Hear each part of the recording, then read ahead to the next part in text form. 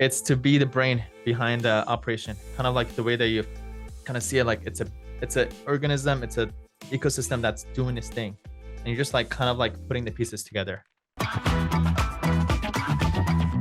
And a lot of the tasks that you talked about, the emails, social media, a lot of that can be outsourced. So really, as you said, 90% of the emails coming in, you shouldn't have to respond to yourself at all.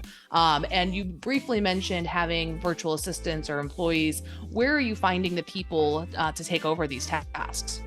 There's two ways. Either you go hire them directly on specific platforms that I'll share with your audience, or second is just go hire an agency that can hire for you. Both are fine. Both will get the job done. Both will give you the result that you need. I personally like hiring direct. I'd rather hire the virtual assistant myself, have better control. I'll be able to manage them. They get more direct compensation from me versus, me paying an agency. So that's what I like. And the platform that I use is Upwork. It's proven to be very fruitful for me because it just saves me time when it comes to finding, hiring, managing, changing their settings of like different things, how many hours they can work, all that stuff, automatically paying them every week, all that stuff I don't have to deal with. And every time that I save time, I make money. So that's been very fruitful. If not, there's a whole bunch of legal assistant agencies. Overall, more or less, they're all good. The one that I recommend is called Legal Assist from Legal Soft Solutions. That one I have personal connections with. I've seen them grow from 2 years ago, and now I believe they're serving over 600 lawyers. And also, they're also very innovative. For example, you could hire lawyers from other countries that could be your legal clerks to write demand letters for you, prepare your filings, and all that stuff. A lot of innovative ways to be able to take advantage of this virtual assistant scene. So either or is the way to go. That's great. I know that we've used Upwork a lot for creative projects and digital projects, but to be able to use them for ongoing relationships or ongoing employees is a really innovative use of the Upwork platform. And I highly recommend to any law firm that is needing assistance, whether it's creating assets or finding people. Upwork just has such a wealth of talent and people using it from around the globe for tasks, as you said, virtual assistants to clerks to research assistants to marketing. There's so much talent on there. I can't recommend them enough. Lindsay, if you don't mind, there's something that's I think it's very important to note. You mentioned it. The talent pool is so crucial right now for law firm owners, because if you're looking to hire people at your in-house at your office, your talent pool is very limited to within like the 15-mile radius. Mm-hmm. I mean, you hire virtually, you have the whole world to hire from, which I didn't realize this value proposition, but it is just crucial. I could hire the best from anywhere in the world, and when you hire virtually, that's what you get the best. Versus me, well, I have no choice. This is my best person who showed up to my job interview, and I'm down to these three, so I guess this one was better, so let me go with this person. So again, more control to hire whoever you want. That's fantastic. Absolutely. And bringing on talent and finding the right people is one thing, but then you also have to be able to pay them, which means that you need to find enough clients in order to hire on the additional support. So where you have 7 law firms, where are you finding enough clients to fuel these 7 law firms? Whenever I create a new law firm, my focus goes towards the client generation. I don't think about an office. I don't think about employees. I don't think about the infrastructure. I just like what is going to be the number one top way. That's other secret sauce. I don't try to figure out 3 different ways. I don't sign up for 3 different companies. I go find top source. Sometimes I could hire different companies for that top source, but it's always the top source. And what will get me leads right away? And then how can I create the automated systems to be able to qualify them, to either get them scheduled for a call or to give me a call, or for my virtual assistants to go call up these leads right away. It's as simple as that. Top source, what's going to work for me, go set that up, bring in the leads, qualify them, and get them either scheduled for a call or have my VAs who can call them right away to basically screen them and sign them up. If you make that your focus and you challenge yourself, a lot of people they want things, but it's not backed up by any specific goal or urgency behind it. I think if you ever find yourself that you're you have this thing you want to do, just add a specific goal. I want 10 clients within 45 days And the other thing that you probably might be missing is kind of like what's the challenge, what's the incentive, what's going to motivate me, what do I get out of this? And I always put myself in challenge mentality. Is this be worth $100,000 to me if I can get this working by the end of the month? It's a challenge that I put to myself, which is basically is the urgency behind putting it into action. So I don't wait on any decisions. I just go do things. Like I'm like literally, if I don't get 10 clients in the next 30 days, I'm gonna lose my house. That's kind of the mentality behind it. It's not what people expect to hear, but really that mentality shift of like that kind of urgency and the goal behind it is really key for most people. I think that's brilliant. A lot of people really have the pieces in place where I want more clients, or I'd like to get more clients this quarter, but having a real value assigned to it, a dollar amount, like this is going to be what this is worth to me, can really be a huge motivating factor. What are some of the key places that have been the most successful in generating leads for you? I'm actually, been focused on client generation for the last 7 years. And now I'm at a stage where I have so many things going on. Now I could kind of analyze what are the common themes amongst all these. And it became very obvious to me in the last year or two that paid ads has been the proven source for me to bring in consistent flow of clients across all my law firms. So in the beginning, when I first started my first law firm, I had a lot of time in my hands.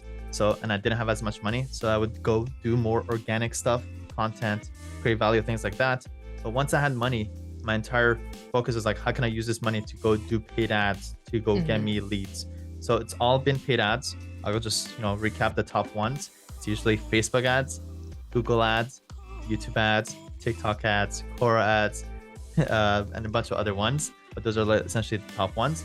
Top ad sources, that's the source. And the second is each one has its own language or its own secret sauce of what's going to work. And my little secret sauce is go find out what's already working for people, either in legal or even outside of legal, and just apply that for my practice type. And I basically try to, replicate the success that's relevant for me. And that has proven to be fruitful. And then the third part that's also very crucial is everything that I do has some kind of automation supporting it. I don't just get the leads. As soon as the lead comes in, they have to be texted, they have to be called right away. Somebody has to be in charge of calling them. I always have the infrastructure be built behind it. I don't launch any new campaigns until I have that set up. And all this could be implemented for your law firm, for you, or with you. And that's exactly what Legal Funnel does. It teaches you how to set up all these backend systems to not only get clients, but also be able to sign them up and serve them as well. And so with so many leads coming in, is it the virtual assistant team that is vetting them to making sure that they are cases that your firm should be handling?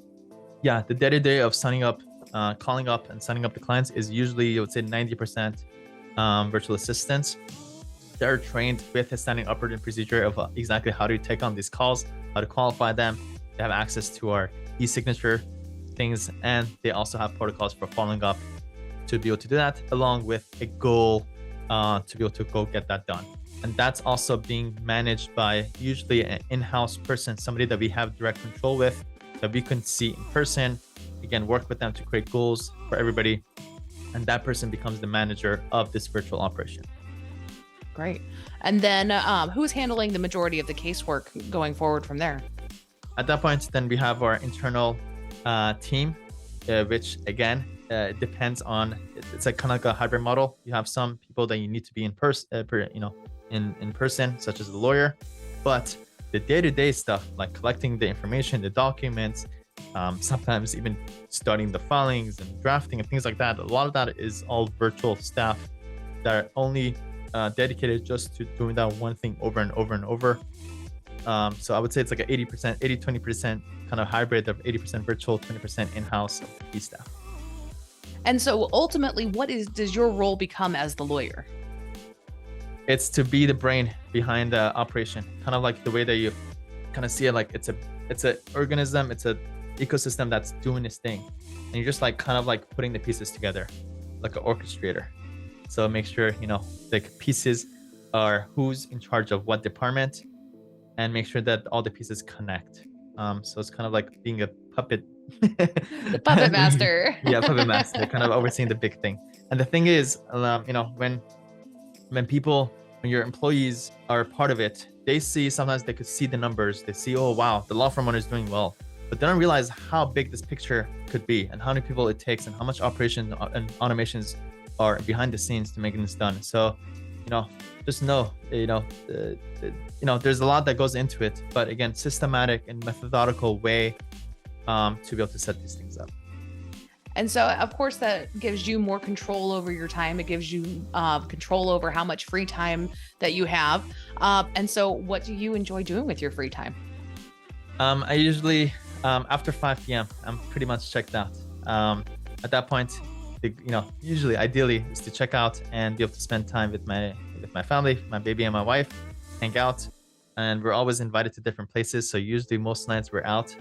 And then, just to, again, have that control of time. One thing that I do enjoy doing, I think the thing that I do the most is I watch a shitload of YouTube videos. That's awesome. And I watch it usually like between 1.5 to 2 speed. I'm constantly learning, constantly learning from the top people across the different fields. And again, my secret sauce is like, I don't just sit on the education, I go quickly implement it right away.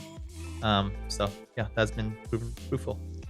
Well, that sounds great. Well, where can people pick up a copy of your book if they want to read more about all the secret sauce? The book is called Virtual Law Firm Secrets. Usually the link will be somewhere around the video, so just find the link somewhere there. If not, go on Amazon and just search for Virtual Law Firm Secrets.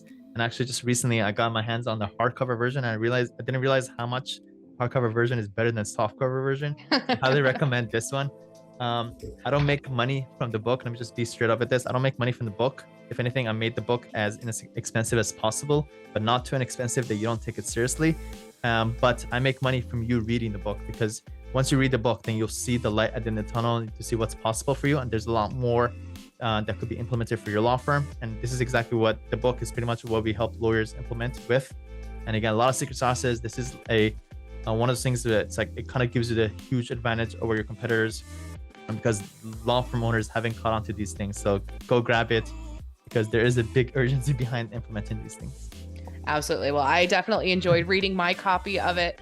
And there are great not referrals in here, but recommendations and quotes from people who have implemented this methodology and have had great success with it. So I highly recommend going and picking up a copy. Well, thank you, Sam, so much for joining us today. And this has been immensely helpful. Thank you so much, Lindsay. Appreciate it. Lawyer Nation, I hope you enjoyed that video. If you did, take a moment right now to subscribe right below and turn on the bell notification to get notified every time I post a video, because right now I'm posting 5 videos a week, providing lots of value to lawyers. So click right here to subscribe, and to watch the next most relevant video, click right here. Go do it. Go watch it.